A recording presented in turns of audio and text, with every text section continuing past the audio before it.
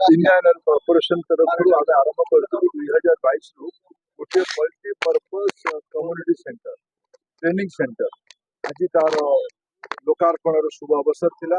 आज आम समस्त गोटे पवित्र दिन। आज महाप्रभुंर नव यौवन दिन अणसर बाहरला महाप्रभु आज ही दर्शन समस्त को देले।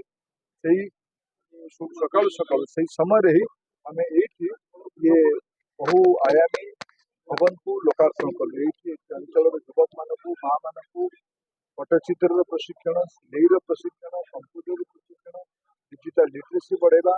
ये नुआ आमर प्रधानमंत्री नरेंद्र मोदी लक्षपति दीदी परिकल्पना करते दीदी मानक दक्षता विकास गोटे केन्द्र हम, युवक मानक दक्षता विकास केन्द्र हम, ज्ञान परिप्रकाश यहाँ गोटे विकास केन्द्र हम। ये गाँ बहुत महत्वपूर्ण गाँ। जगन्नाथ संस्कृति रे गाँव बड़ उल्लेख अच्छी।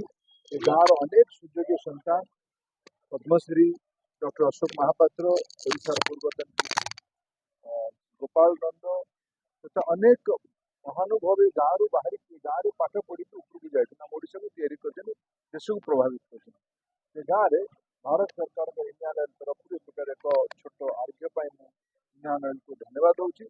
गाँव बंधु मान